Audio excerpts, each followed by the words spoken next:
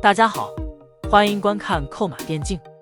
是一瓜 Doinb 已经爆料 Karsa 和 Light 基本确定了，小虎概率也比较大。比较有悬念的就是能否2换1从 BLG 那边得到 Chris。接下来我们将从选手个人实力、选手相信、团队运营能力、教练管理层、LPL 其他竞争对手情况这5个方面就行解析。以上5位选手均为春季赛2阵容，其实本身就已经是个人实力的一种体现。The Shy， 去年一段时间有一个 The Shy 重回陆地神仙的梗，也间接证明了他个人实力还是顶级的，虽然与其自身的巅峰相比还有一定差距，但依然是上赛季 WBG 获胜的比较单一的手段。而去年的 LNG 季后赛就是按住 The Shy 的英雄，让其打得不舒服，至于其他人无所谓，最终淘汰了 WBG， 冠军上单一有差距。Karsa 去年在 V5 表现是很不错的，虽然中后期依然会有迷失自己的老毛病，但是雷达哥属性依然还在。如果不是夏季赛 V5 教练组自己玩骚的，也许没准出现在世界赛上的是 V5。小虎世界赛的表现确实遭人诟病，但作为 LPL 的中单，他依然是第一梯队。虽然由于年龄偏大，一些操作不及巅峰，但是冰女这类功能性支援型中单还是玩的，还是非常有自己理解的。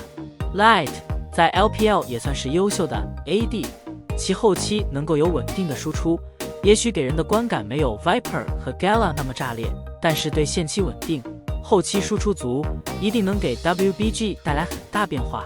在选择阵容的时候，可以选择相信 Light 后期的 AD 输出。Chris 辅助这个位置对于团队很重要，承担着开团视野等任务。Chris 是目前唯2还在打比赛的 LPL 冠军辅助，经验丰富。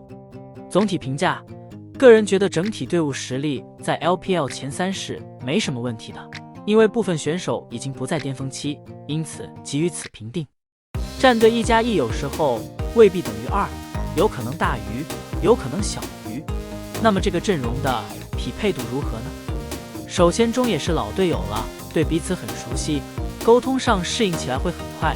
中上和上野关注点就在于打野和中路能否给上路更多的关照。Karsa 前期的抓人反蹲是他的优点，在这点上比骚粉要强上不少。中路小虎曾经打过一个赛季的上路，对于上路的理解自然比其他中路会更深一些，对于支援的时机把握应该更成熟，看好中野对上路的保护和支持。当然对下路的支援更不用担心，毕竟 TP 下路对于小虎应该已经是肌肉记忆了。下路双人组2个人虽然个人实力不俗，但能打成什么样也很难说，这是 X 因素。总体评价，个人觉得可以到 A+ 吧，因为下路组合很难说最后打得如何，因此给予此评级。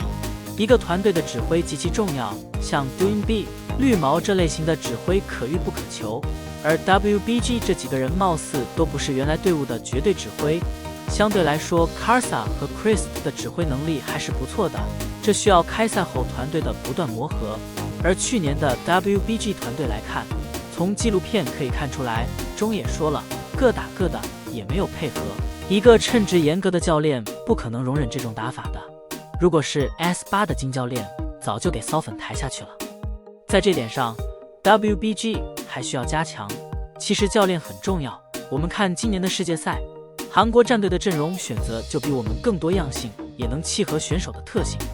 今年的 WBG 毫无疑问增强了，那么对比其他战队如何呢？ JDG 属于是内战银河战舰了， AD 变成了 Ruler， 中路变成了左手，看点是2个，一是 Ruler 能否迅速融入，与队友交流沟通是否顺畅，二是左手在红米教练的指导下能否真的蜕变。参考去年的369，我觉得还是有机会的，毫无疑问 JDG 是前4的队伍。